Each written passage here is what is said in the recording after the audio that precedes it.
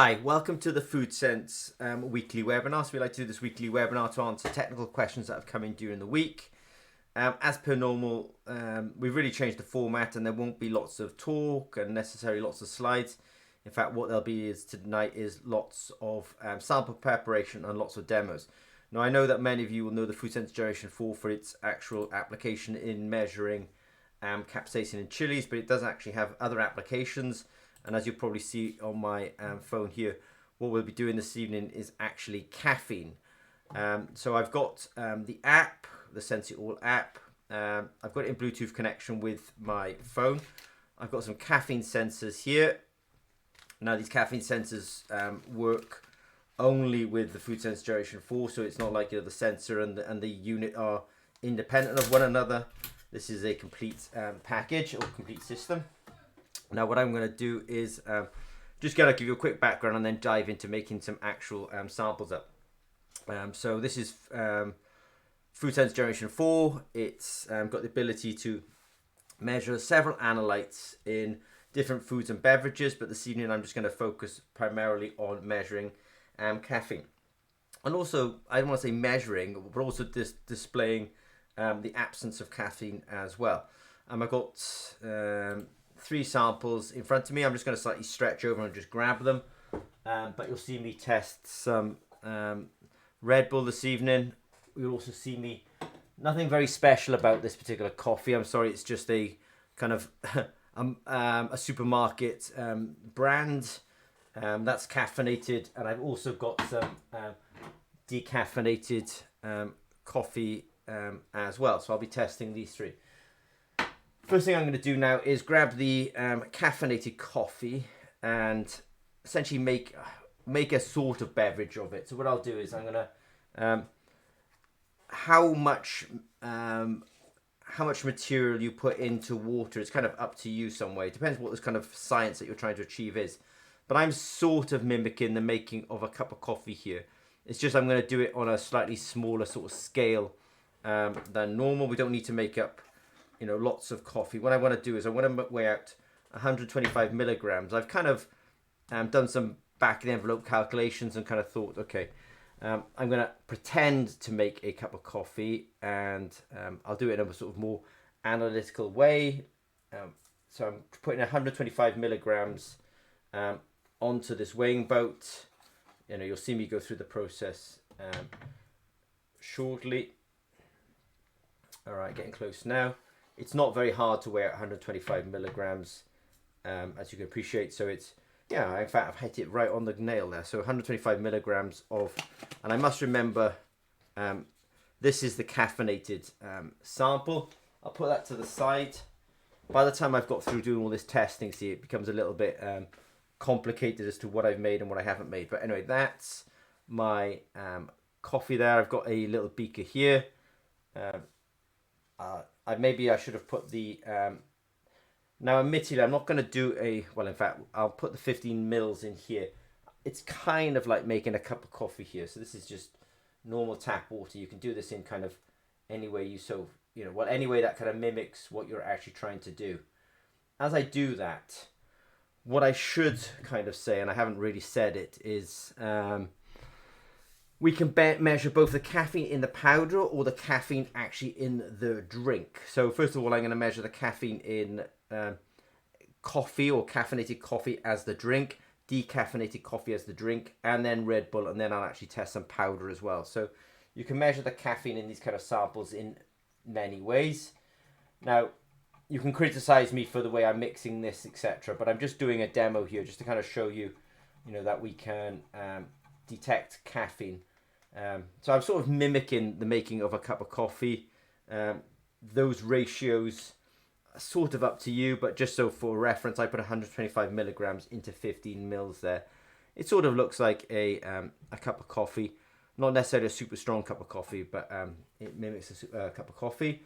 What I'm now going to do is grab a pipette and I will put, what I'm going to do is grab a pipette and prepare the sample. Now this when it starts getting a bit complicated. When I say a bit complicated, I only mean because, in fact, I'm going to be making up something like 3 samples, and before you know it, you've got all these different samples in front of you. But I'm doing everything live, so I've kind of got my cup of coffee. Just give it a quick stir. I'm going to take 100 microliters of this, which I have done. I put my 100 microliters into there. I'm now going to grab 100 microliters of the buffer. I've decanted the buffer out, but we're very precise, and even the buffer kind of comes ready-made. That removes the number of variables that we'd otherwise have to deal with different people around the world. So it comes as a complete kit, buffer, sensors, hardware, app, and you'll see a cloud system in a minute as well. And now what I'm going to do is take 100 microliters of the buffer, put those two things together. Sometimes if I'm a little hesitant, I'm just thinking as well, because I'm obviously trying to think and do it at the same time. Right, so I've now got my sample. I don't super need a vortexer, but I am actually going to use a vortexer because it just really helps me make sure that I've really kind of mixed everything. So you can see, well, the vortex is slightly out of shot, but there we go. So I'll just briefly do about 30 seconds on that. 1, 2, 3, 4, 5, 6, 7, 8, 9, 10, 11, 12, 13, 14, 15, 16, 17, 18, 19, 20, 21, 22, 23, 24, 25, 26, 27, 28, 29, 30. Okay, so I vortex that together. So quick recap, I put 125 milligrams of instant coffee, which was caffeinated, into 15 mils of essentially tap water. Then I've mixed it up. I didn't let that stand for that long, but this is only because I'm just doing a demo basically. And whether you leave it stand or not it depends what you're trying to actually, you're trying to measure a process, you're trying to measure total caffeine. There's different motivations for doing this kind of work. The next thing I'm going to do is just grab a 50 microliter syringe pipette rather, and put a sample on there. But just before I do that, I'm actually going to give this a name, because it's really important to understand that we get all of the data. So if there's extra molecules in that sample, we'll be able to see them in the raw signal as well. So let me just call this caffeine. I'll call it caffeine because it's caffeine number 1. I'll put drink because that will kind of help me understand that. All right, that's pretty good enough. I'll put that app down for a second. I've got my sample there. I'll take 50 microliters of that sample. So here goes. I'll put it onto the sensor, which I have done.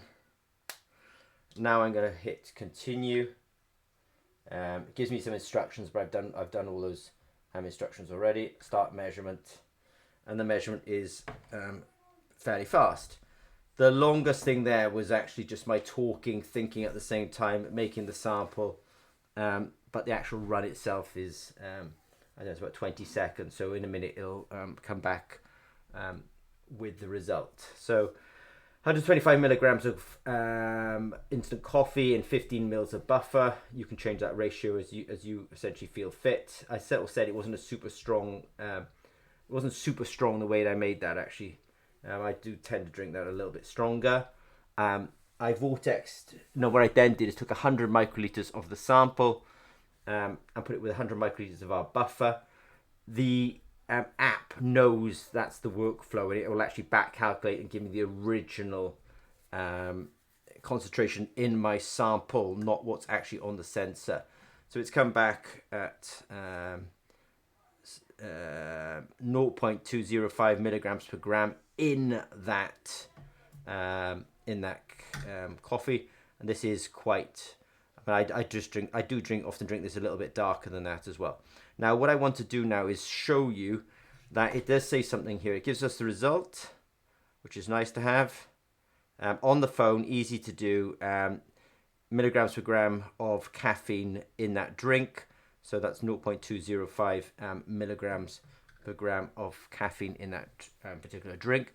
What I'll now do is share a screen with you, because what happens is it goes up to a system called Julie, and if I just do a quick refresh on my Julie system, everyone gets a free 12-month subscription to Julie.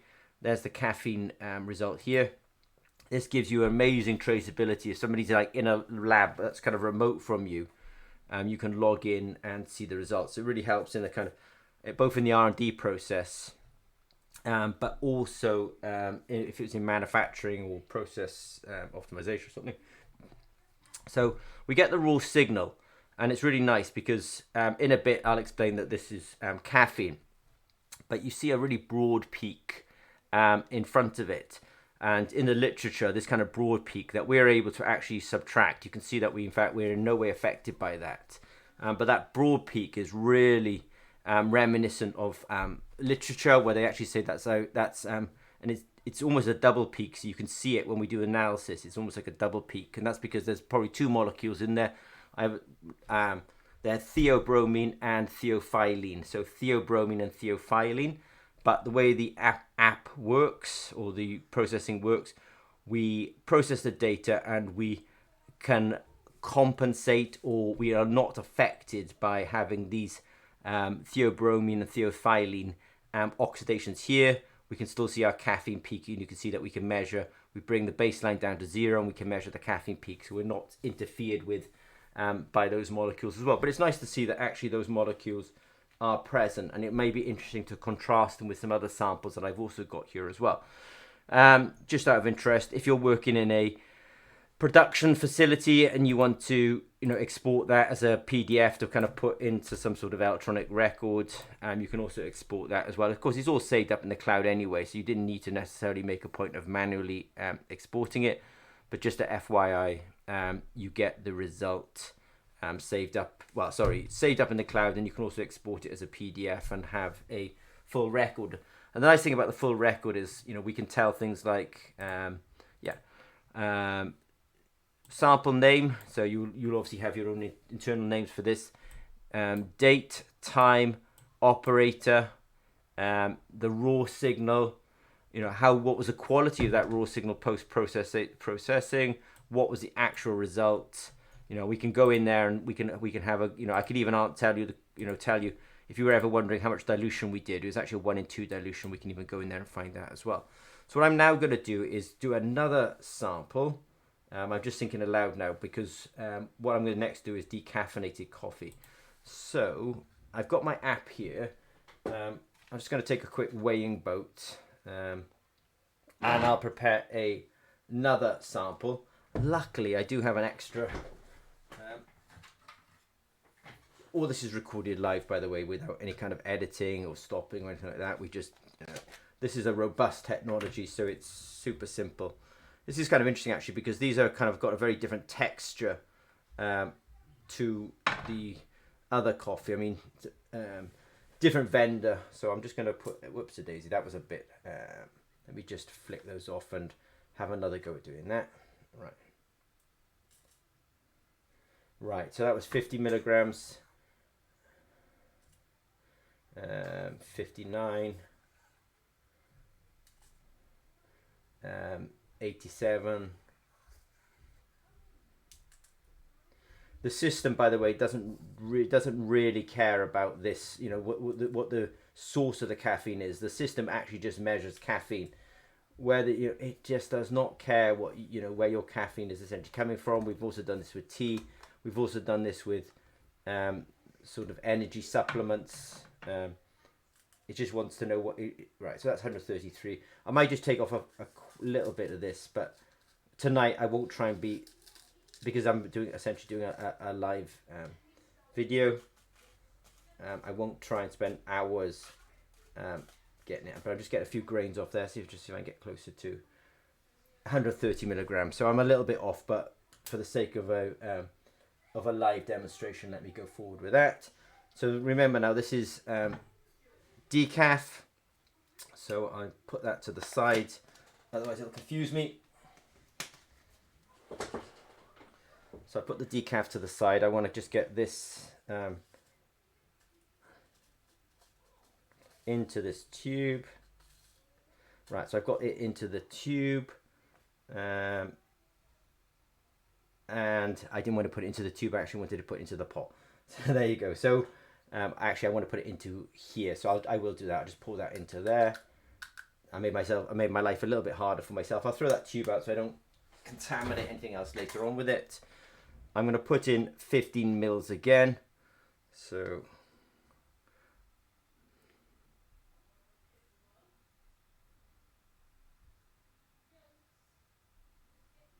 any kind of errors I make in these kind of pourings, they will translate into errors in the thing. So you do have to sort of, when you're doing this for real, let's say, you do have to be, fairly precise. Now I'm going to stir that in. Again, you could criticize me because depending on the experiment that you're trying to do, you may be trying to look at extraction, you may be trying to look what's the caffeine in a real drink, etc. So there may be reasons why you would do this in a different way to me. I'm just trying to give you the sense that, are you trying to measure the caffeine in a drink after actually it's been prepared? Are you trying to measure the caffeine in a powder? And I will go on to do that as well. But let me just stir that in a little bit like that. Put that down just for a second. I'll take the other coffee out of the way because otherwise I'll be kind of trying to grab it and get all confused, and that won't be good. So what I'll now do is just kind of get ready with the app a little bit. Right, so on the first run through we got 0. I'll show it just before I change it. On the first run through we got that much caffeine in the caffeinated one. That was actually in the drink itself. Essentially, the powder's been suspended, extracted, etc. Now what I'll do is, this is decaffeinated. Decaffeine, that will do. We're good to go there. I'll put that down for a second. Now I'll think about preparing the sample. I'm just going to throw away the sensor. Again, I'll bring in some more of these caffeine sensors. The caffeine sensors are not separate from the system. The whole system works together. So I will plug that in. I will think now about preparing the sample. So what I'm going to do is I'll bring in one of these tubes, which I want to bring in this tube. I'll take 100 microliters.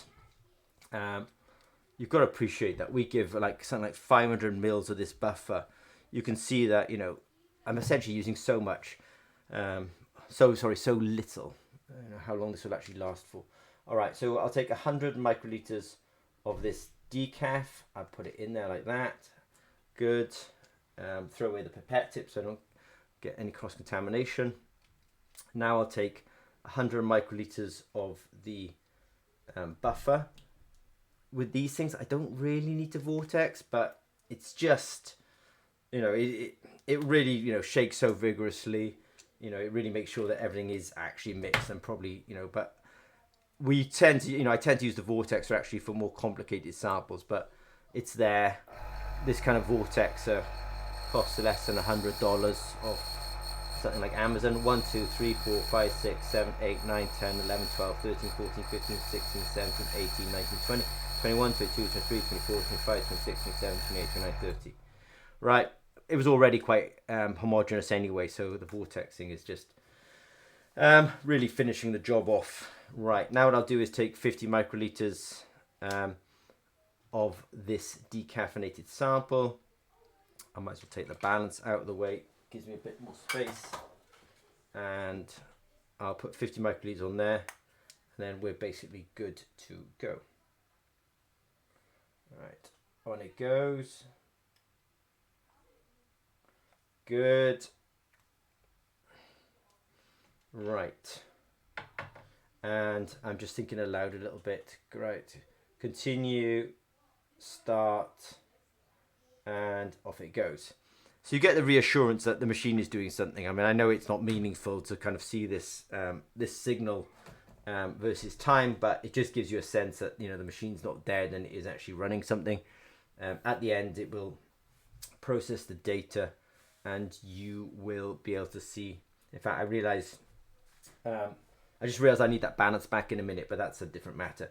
So what we have here then is, in this particular case, I'll just hand it up here. This is decaffeinated. So we've reported it at 0 milligrams per gram.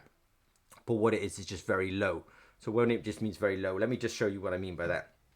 Now, this is an amazing system in some ways because it doesn't just give you a number. So many let's say, machines in this, would just give you a number. But really, what's the meaning behind that number? How do you know that that number, is right, wrong? But let me share my screen with you, and let's just talk about that number. So go to screen 2, and go up to reports. I'll just close that. I'll just do a refresh here. So we're looking for something called decaffeine. Now there it is. There it's jumped up. You can see how fast and smooth and matured this technology platform actually is. Don't forget, I mean, this is real-time stuff that I'm doing here. It's just boom, boom, boom.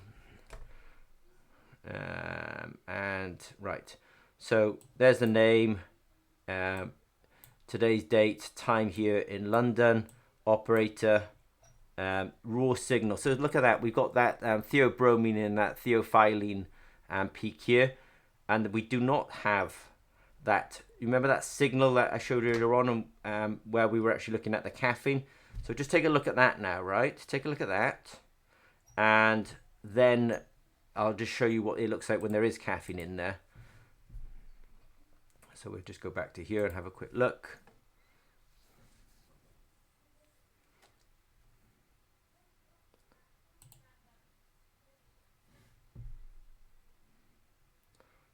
And you can see it. I mean, it's so distinctive, so there's a real difference between these two.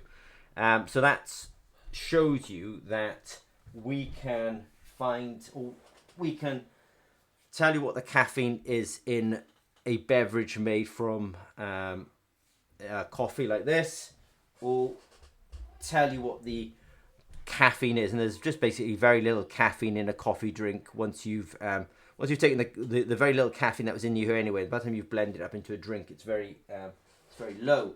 What I now want to do is just to give you a sense of this a little bit, is go to another caffeinated sample, which is Red Bull. I'm not necessarily suggesting it. It's a caffeine drink, and it'll be interesting to look. So I got this Red Bull here. I don't drink it, but I shouldn't say that so much, should I? Because, I do drink coffee, by the way. I quite like it. Though I wouldn't say I was necessarily a connoisseur either. So I've got the Red Bull there.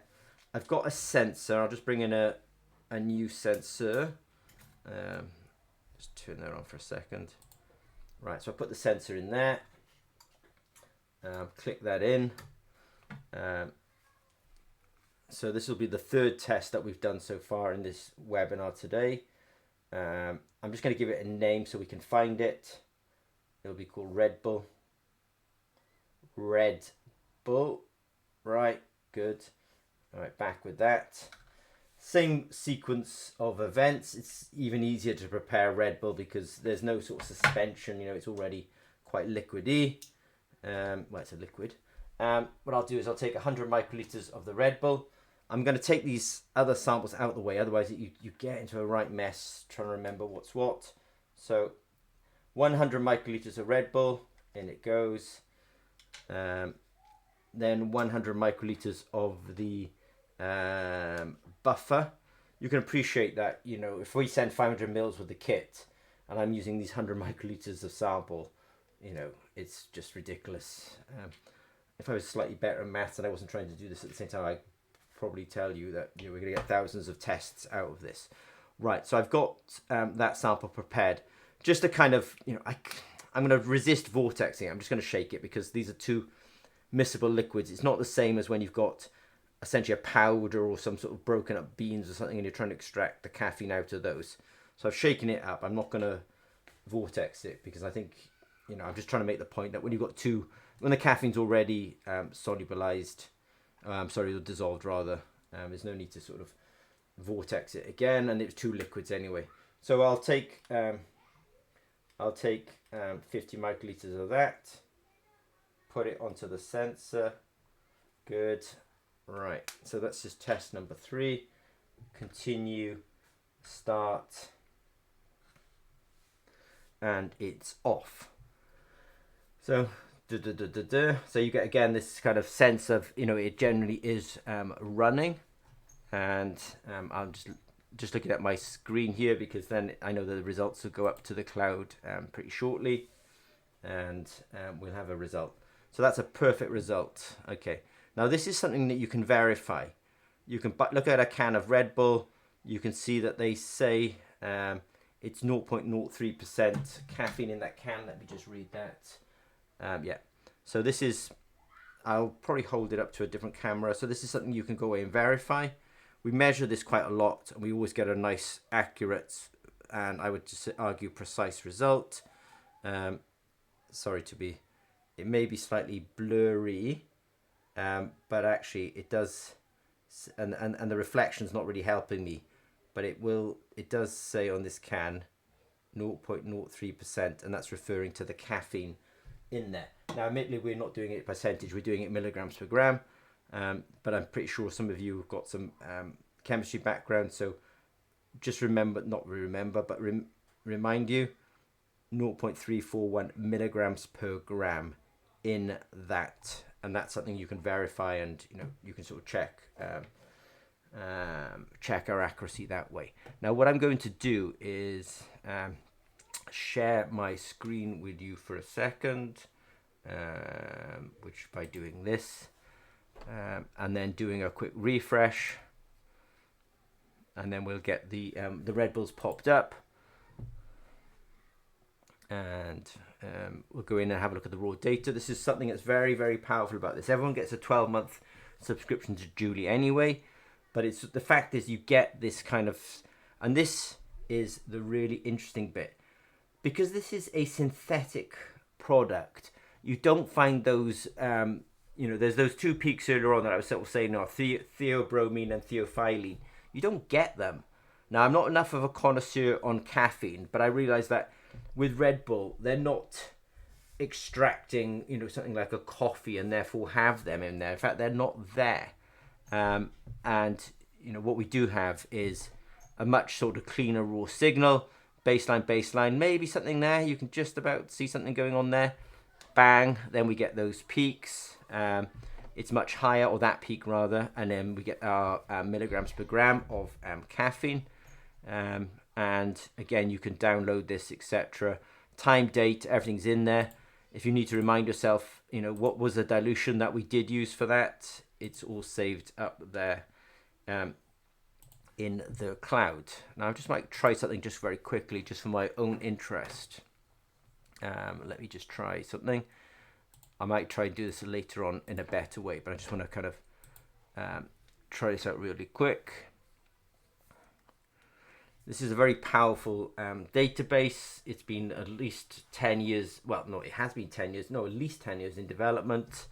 And it allows us to do some very powerful analytics on it. I'm always I think that's good.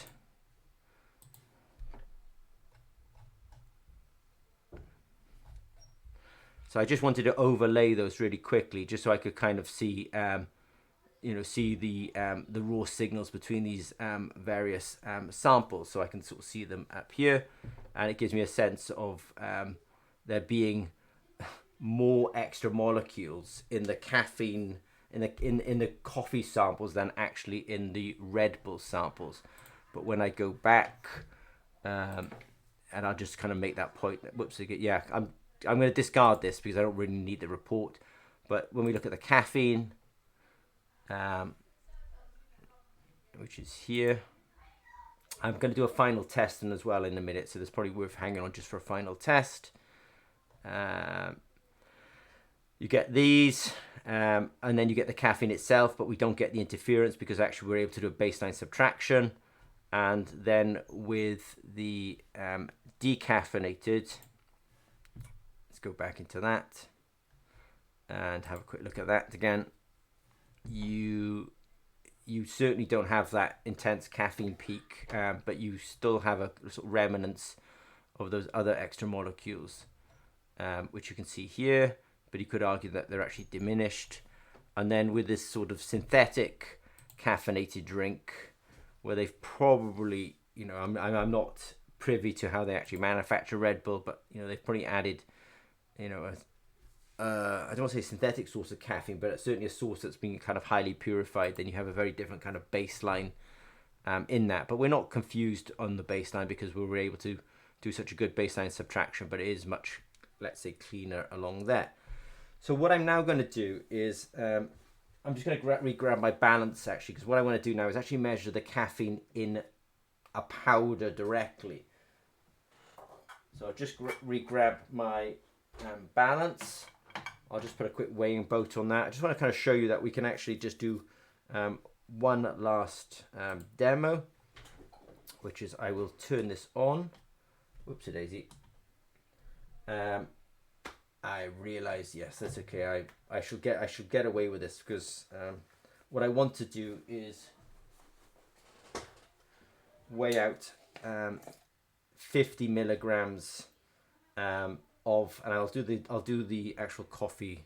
So this will have caffeine in it. We have done energy supplements using this as well. So sometimes people want to measure caffeine in not so much in the beverage, but maybe in the sort of source. So here I'm just weighing out 50 milligrams. Nothing's been prepared beforehand. I've done everything, as you can see, live, but you can do that because, I mean, the system is so robust. I went over slightly. It's a bit annoying because I'm doing a live demo. I don't really want to spend a lot of time, so I'll sort of be a bit, just get some of that sample off. I'm on 55 milligrams. 52, all right. Forgive me for this evening. I'll just leave it at that. What I'll now do is, now at this point, the caffeine, well, I'll show you what I'm going to do. I'll take this 50 milligrams. I know it's 52, but just forgive me. Right. And now I'm going to treat it slightly differently. I'm going to put 1 ml of buffer into that. So I'm just grabbing various pipette tips. I'm going to put, because now I'm not analyzing the beverage, I'm analyzing the powder itself. So you can see that I'm dramatically changing the ratio between the buffer and the sample. I'm going to do a lot more dilution on it because, you know, because essentially, you know, there's a lot more caffeine in this than there is actually than when I took a sample out of the beverage, because the beverage has effectively really diluted it. So let me take 1 ml, put it in there. Now I think this is when the vortex does become a bit more sort of critical, because I want to find out how much caffeine is actually in that powder. I'll put that down for a second because this is a very powerful little instrument, and tonight I'm only going to focus on caffeine. But when I'm doing the powder, I have a different QR code that I use. This is a very powerful instrument because, in fact, you know, we can program it just using QR code. So I just scanned a different QR code now because I now know I'm doing a powder. Now what I'm going to do is I'm just going to vortex this to kind of make sure, and I'll probably do this. Yeah, I'll do it for 30 seconds. I may just turn that off so you can see that that's what I'm doing. 1, 2, 3, 4, 5, 6, 7, 8, 9, 10, 11, 12, 13, 14, 15, 16, 17, 18, 19, 20, 21, 22, 23, 24, 25, 26, 27, 28, 29, 30. Right, so there we are. I've got this sort of heavy suspension there. What I'm now going to do is take a fresh sensor. I'm not going to add the sample on straight away. I'm going to prepare the name in the app. So that's what I'm going to now do. So I've got my sensor on there. This is a coffee powder. Coffee powder. Now I effectively did a 1 in 20 dilution. It's actually, strictly speaking, a 1 in 21 dilution. But coffee powder, test number 1. Make sure I spell coffee correctly here. Right. I am thinking aloud, so forgive me if I'm being a bit slow. I'm not thinking. Yeah, I'm thinking at the same time. Right, I'm going to grab 50 microliters. Again, I'll just give it a final vortex just before I kind of, just to make sure, because this is much more of a sort of suspension at this point. So I just want to make sure that the sample I take from here is representative of this total sample. So I'm taking 50 microliters. I'll put it onto the sensor, which I have just done. I will hit continue. Now I've got a choice. By default, I know what I'm going to be doing. I've got these different dilutions, but it's 1 in 20 is what I did. Start measurement, and off I go. Track. So you get a sense that it actually is doing, let's say, the job. And we will get to the when we get to the end, it will do the processing, and I'll also be able to share my screen with you as well, and we can look at the data, and then I'll just do a quick wrap up. So that's telling me that in that powder I've got 51.4 milligrams per gram. So it's obviously 2 orders of magnitude higher than what was actually in the beverage, because in the beverage obviously we've done a lot of dilution along the way to get there. So that's how we do the beverage. You can also look up caffeines as well, and they'll come back, the caffeines in powder as well. So I'll now do is just share my screen with you and have a quick look at the data. Now don't forget, we're able to kind of, the Red Bull is something that can be independently looked up, let's say, and you can check, that the device is returning the correct results. So I will dive into the coffee powder, have a quick look at the signals, see what we got in there. Here it goes. And so this is more interesting now, because you can actually see that that's much more intense, those molecules, the other molecules rather, we can see them more clearly, and we get our peak height and our concentration, and we can also see our I can always go back and check that I actually did the right dilution, etc. So I think and again, you can actually download that as well and sort of save it as a PDF if that helps with the quality records. In fact, I might even just show you just one more kind of trick that the system has. For some reason, if you were trying to track something over time, not that you would, not that you really want to kind of check caffeine, decaf, and Red Bull, you can actually do a compare report as well, and it will allow you to look at those 3 results and sort of prepare a report on those, which is now extracting. What you would probably do is actually have probably different processes, and you would be able to kind of look at process name versus the sort of caffeine in that, and then figure out which process either had the most or least caffeine in it.